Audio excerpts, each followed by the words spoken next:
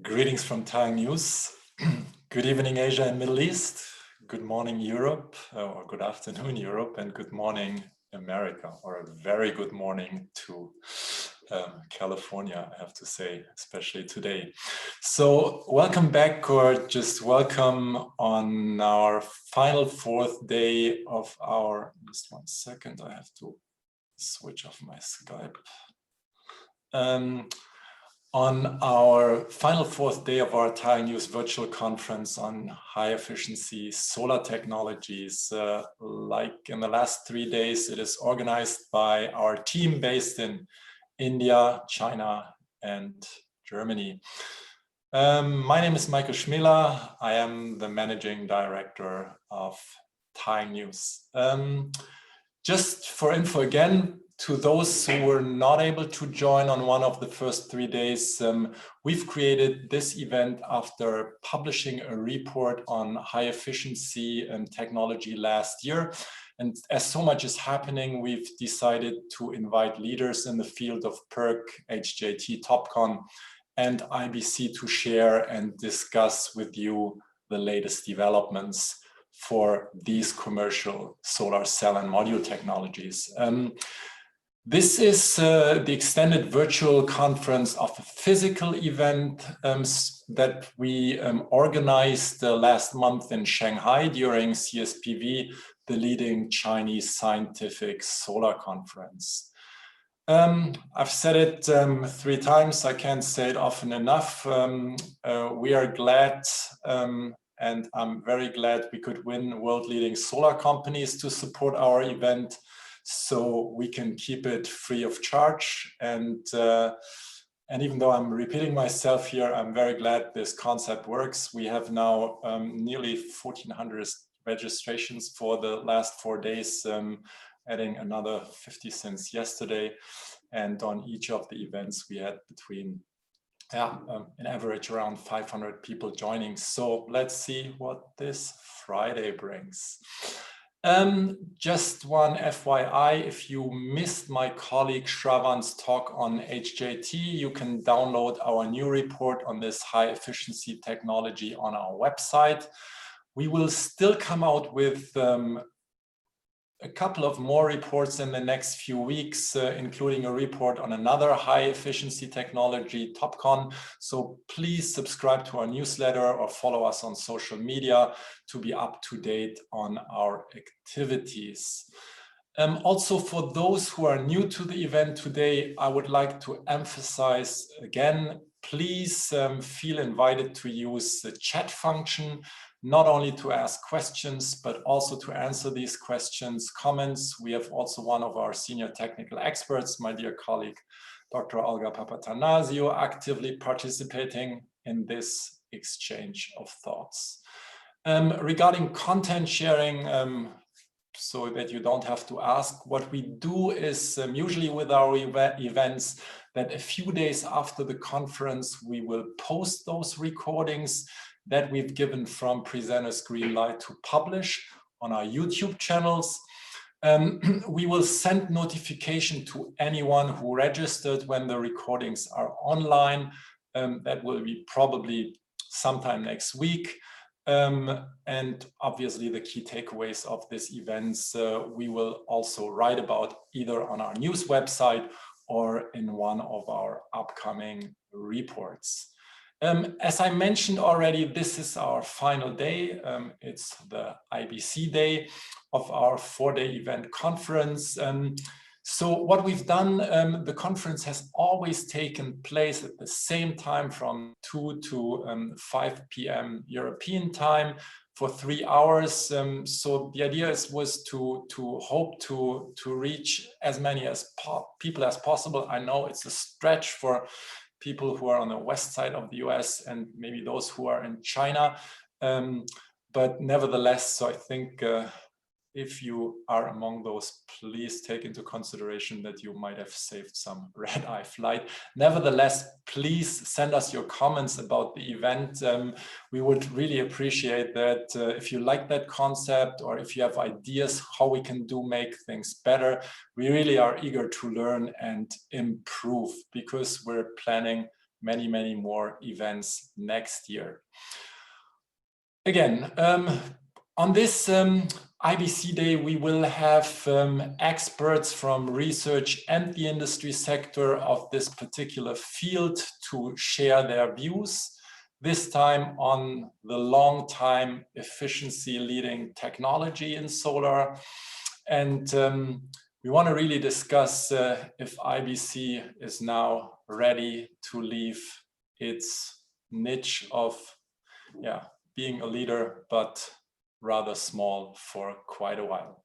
We will have 4 presentations, one from IC Konstanz Research Center, one from SunPower, Violet Power, and Dutch research organization TNO, followed by a panel discussion with the presenters. Again, to everyone, please feel free to use the chat function to actively participate. One personal note before I start, I'm always excited to talk solar for over 20 years, in particular with like-minded people like you are. But I have to admit that I'm also a bit sad today, in particular today. Any of these speakers today, I know for at least a decade, many of them longer, some over 20 years. And I really would love to have our panel together in one room with a glass of beer or a glass of wine, just because there's so much history to share, especially on IBC. And while I truly hope to do that once we've overcome Corona at one of the big events like SNEC, Intersolar, SPI, or any others when we all can travel again, and that hopefully take then place physically, I would like to have our panel later that day be a rather casual event, really talking about IBC as if we were sitting together. And I invite everyone to stay with us for the next 3 hours and actually also, feel a little bit like this. So let's, long intro, let's start. So with the first presentation, I'm really happy to have with us Dr.Radovan Kopecek. He's Managing Director, Advanced Cell Concepts. He's one of the founders of IC Konstanz in 2017. And Radovan has been really a solar whirlwind ever since, not only working on and advancing on many silicon cell concepts. He has been also really an instrumental, and I think that's also important that we have people like him in the industry. He has been instrumental in organizing and setting up several conferences and platforms where people can exchange thoughts, and that was really great. One of them I just want to mention is a BiFi event, but he had also done several others. So great job and thanks here, Radovan. And so now we're excited about your overview on back contact solar cell technology development. Radovan, the floor is yours. Okay, thank you, Michael, for such a nice introduction. I think after my talk, I will drink a beer, so we can drink beer together. So let me share my slides. Can you see them? Yes. I guess you can. Okay.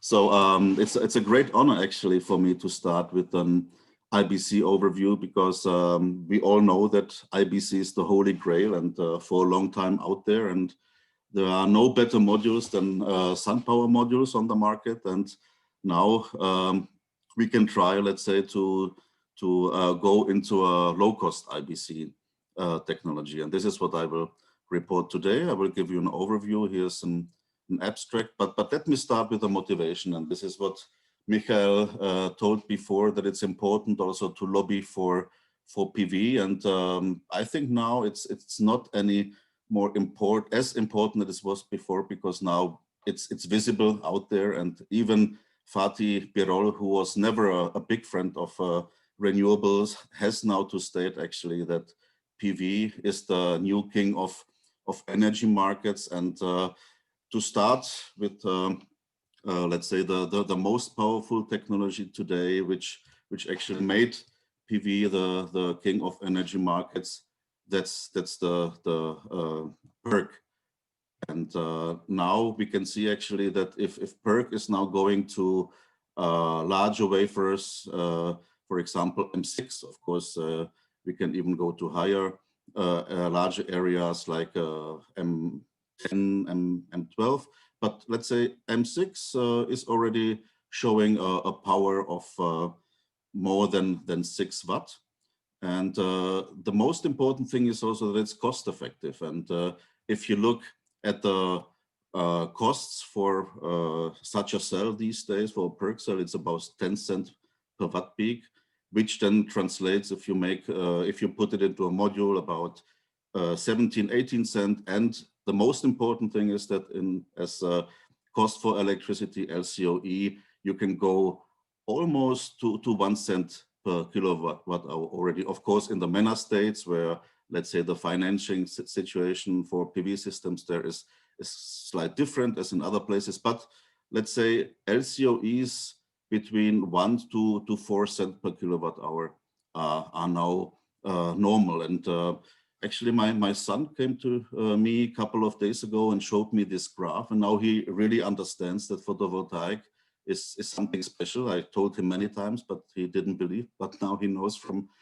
this graph, and you can see actually that the last 10 years photovoltaic was declining so quickly that it's now really the king of photovoltaics. And when, let's say, your friends or family will ask over the Christmas, what have you done in the last 10 years? Just show this graph, and they will understand that you are important on this planet.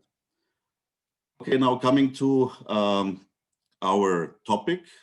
The question now is, what will be the emperor of photovoltaics? So maybe in 5 years or a little bit later, we will already talk about low cost IBC cells. And if we go to M10 and an efficiency of 24.5, which is possible even with low cost processes, then we already have close to 10 watt.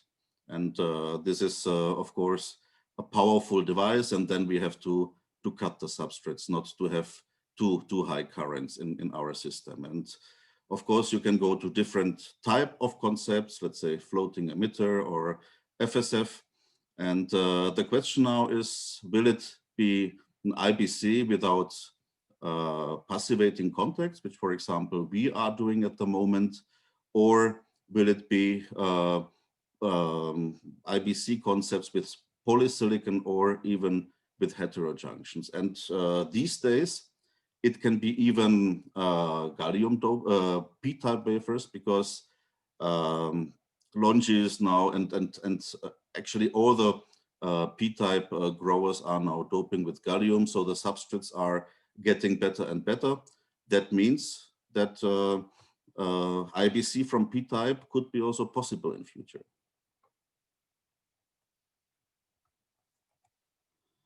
So now that's the previous slide. So do we believe that PV will become an IBC market? Yes, and the reason is quite simple. It's just because it's easier to implement the contacts on the rear side, and also it's easier to make modules with the IBC concept. I think there will be some talks after my talk. Charlie will, for example, show a fascinating new method how to make IBC modules. So the content of my talk is that I will show you very quickly what brought IBC, what brought the PERC technology to become the king of the markets. Then I will give you a status of IBC, and then talk about the future of IBC technology. And then I will end up with a summary and outlook. So you know maybe this famous saying from Mahatma Gandhi: first they ignore you, then they laugh at you, then they fight you, and then you win. So we are now winning the race because we are the kings. But at the beginning, of course, the module prices were very high, and only with the implementation of feed-in tariff, it was possible to stimulate the market, and then mass production in China kicked in. So with the introduction of feed-in tariffs in Germany and the mass production, it was possible that we are now talking about 20 cents per watt peak for a module. But what was also remarkable is that now we are also talking different technologies, because before that it was only aluminum back surface field. And when LONGi then brought, let's say, the new very low cost monocrystalline wafers, Czochralski wafers on the market, then the innovation started. And so there was a mass production of high efficiency PERC in China from 2016, and machines with high throughput were established. And now I think it was already mentioned in the first day that the race for larger substrates is ongoing. So in 2095, the substrates were 10 by 10, and now we are talking about, let's say, M6 or even M8. But the things that happened in the last years, what is that the size is improving, the power is improving, and the number of bus bars. And if we look also into the future, what will happen in the future? So in 2015, we had M0 PERC that was still 156 times 156. And I actually believed it will stay like that for a longer time. But then we know what is happening now. We have M6 with the larger wafer size, and then it's makes sense to go to half cuts now, of course. And what happens now in 2022, that PERC will be still out there for a long time, I believe, like for 3 to 5 years, still dominating. But then, for example, TOPCon can come, and we will cut the wafers then not maybe into 2 but 3 pieces. But what will happen in the end, and this is, let's say, the holy grail, if the fingers are thinner and thinner, then at a certain point they will completely be brought on the rear side. That means N-type rear contact and shallow, or even, let's say, shallower cells will come into the market. And one of such future modules we already are producing together with SPIC and Futurasan is selling them on the European market.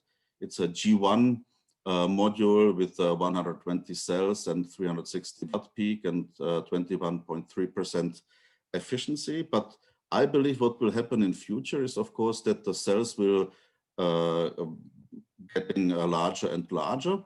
So maybe we will have something like, some of you still can remember the sliver technology, like such big slivers.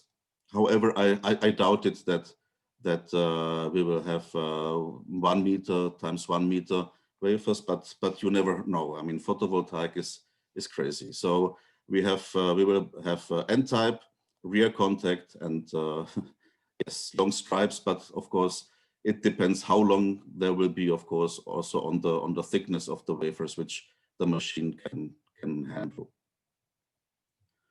Okay, IBC technology. So Charlie has sent me some pictures, and I think this devices he still has at home. So thank you, Charlie, for this nice pictures. As you know, the very first cell was an N-type IBC cell. At that time, it was called solar battery. And so later after that, SunPower started to make a IBC cell and were dominating and still are dominating the market. Doug will show us his new insights into his IBC Maxeon technology. And but let's say the process of SunPower is rather complex and cost intensive. And that's why in the year 2000, 2005, people were trying, maybe you still can remember BP Solar doing buried contact, and they were also trying to go into back contact technologies like metallization wraparound. So you can make, let's say, around the corner, put the bus bars on the rear side, or there was also the emitter wraparound technology. But what's quite interesting, and it is still on the market, is a metallization wrap-through technology where the paste penetrates through holes and then to the bus bars on the rear side. So there is the largest company, Sunport Power, producing 1 gigawatt of metallization wrap-through modules. But let's say, of course, the holy grail, IBC, is, let's say, the most interesting one because you don't have any metal on the front side. And so now it's time to go to IBC and at low cost. So coming from the bottom, from the PERC process. And that's the idea of ISC Konstanz. And so if you look at the modules on the market, and there is a nice graph from TaiyangNews from the last report, and I think the new report will show higher efficiency of the module, but you can see that PERC technologies are already approaching 21%. Of course, the IBC technologies and also here heterojunction from REC, they have the highest technology, however, also the highest complexity. And that means Jollywood and ISC Konstanz, we are trying to let's say, come to such high efficiencies as SunPower with standard processes like PERC, and ISC Konstanz will also later on implement the polycrystalline technology into the IBC technology. So in summary, the IBC technology, of course, have highest modules efficiencies, 21 plus, and SunPower even close to 23%. And the PERC technologies are improving now, not only on cell efficiency, but also on the module efficiency. For example, going to zero gap technology and so on.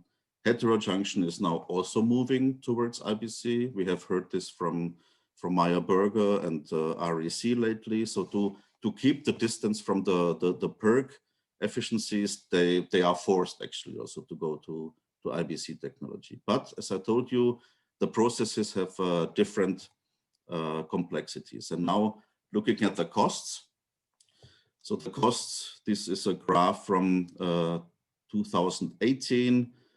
So I didn't find a quite nice graph from Infolink, but I have updated it for 2020. So what actually happens, of course, the efficiencies are increased and the costs are going down. What is also happening that actually now the top gun is now also moving more towards the PERC process, also because the polysilicon deposition has been improved. So PERC is now at 10 cents per watt peak. I would say TopCon at the moment around 14 to 16, so getting closer to PERC.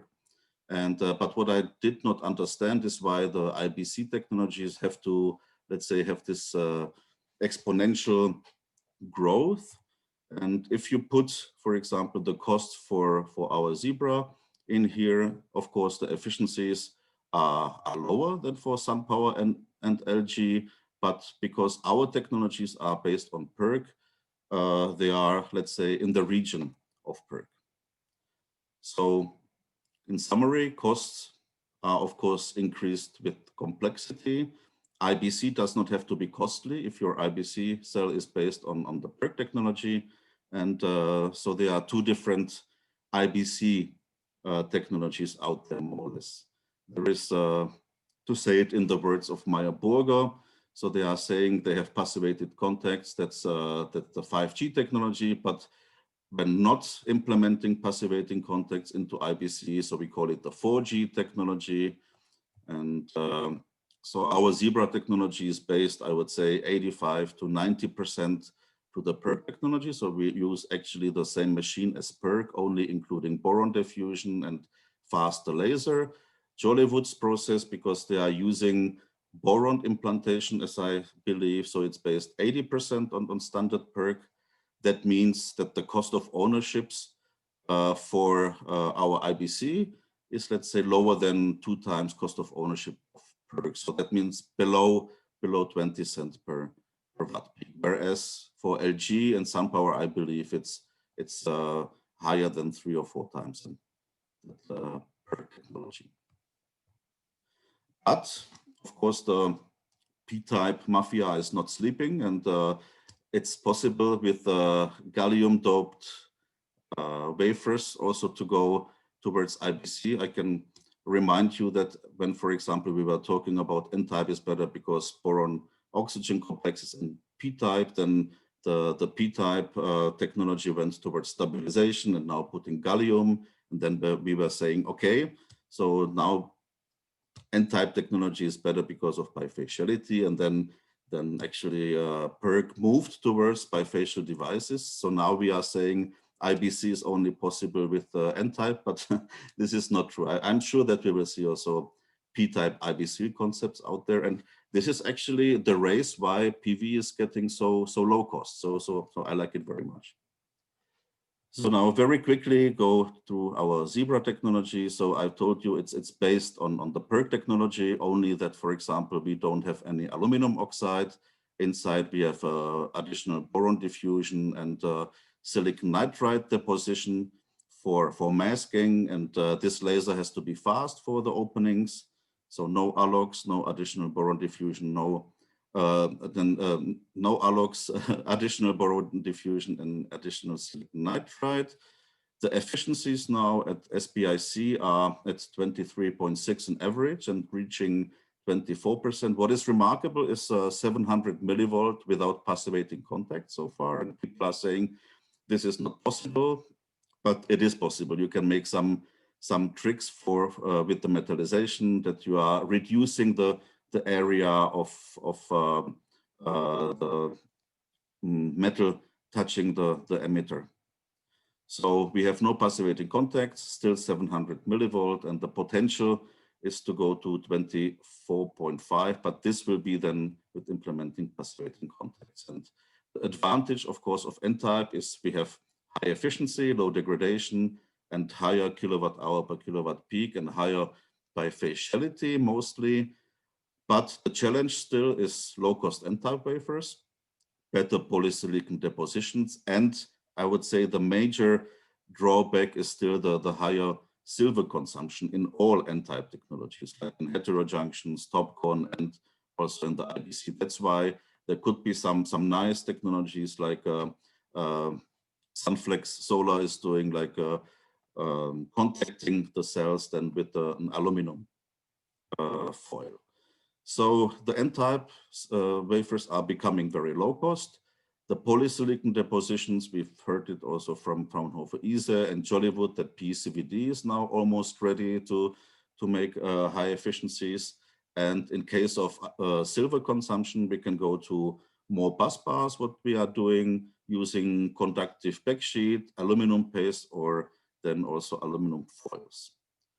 So this is the Zebra technology once again. So coming to the summary, PERC is a very powerful technology that made PV the king of energy markets. PERC is now going to its efficiency limits at 23%. But what they are doing, of course, now putting large wafers out there to increase the throughput, so to make the cost down with larger wafers, and also increasing the efficiency in the module itself. But this can be done also in N-type. So N-type technology is now gaining momentum and will make PV the emperor of energy markets. And I'm sure that IBC technology will be the winner, and maybe then also IBC technology in 3 or 4 terminal tandem will be quite interesting. And I think we will hear a presentation of Gianluca at the end. And so let me finalize my presentation with this graph that the International Technology Roadmap is saying actually that we will have a lot of PERC in future and PERT and heterojunction and IBC, but I would not, let's say, distinguish between heterojunction and IBC, and maybe also not here PERC, because let's say every high efficiency in future will be based on IBC. So actually the heterojunction will be also in IBC configuration, and maybe also the tandem technologies, because the bottom cell an IBC is very good for 3-terminal, also for 4-terminal approaches. So I'm sure that actually IBC will be the winner. And last slide, I would like to invite you. Michael told it, we are very active in organizing workshops. BEFI workshop was very powerful, and now we also want to bring tandem technologies into the market. So we will have a tandem workshop in Berlin 14, 16 April, and after that, our workshop again. Thank you very much. Thanks for this great overview and introduction, Rado. That was great.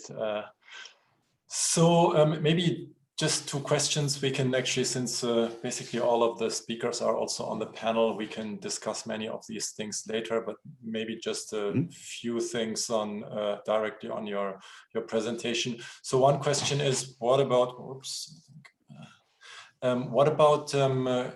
commercial lines for PERC IBC in terms of CAPEX versus standard PERC lines? What can you say? What's? Yes. So as I mentioned, as we are based on the PERC technology and including 4 pieces of additional equipment, which is two times chemical processing, then boron diffusion, and then let's say additional silicon nitride depositions, but do not have to use the alloys, because our technology is based on boron glass and phosphorus glass passivation. That means it's about I would say 20% higher capex than the PERC line. Okay. Maybe one thing, I don't know, maybe you want to leave a few words on bifacial IBC, a few more words. Yeah. Yes, so Zebra, to our knowledge, is the only bifacial IBC, but it's actually very simple to make IBC bifacial if you are connecting in a 3-dimensional way. So if you do not have, let's say, connectors on the side, because if you have it on the side and making the wafers larger and larger, so you have to put more metal on the rear side. However, if you have normal bus bars on the rear side, or if you go also to, let's say, multi-bus bar, smart wire, so you can have also quite high bifaciality. And our Zebra IBC has a bifaciality of about 70%, which is very similar to PERC. Okay, perfect. Okay, then let's continue in the panel later on, and have now the next speaker. I am really excited to have now someone representing the company everyone is talking about. I'm really glad to have with us Doug Rose. When you think about SunPower cell efficiency leadership, actually, you should also think about Doug Rose. Doug joined SunPower in 2002 and currently holds the position of Vice President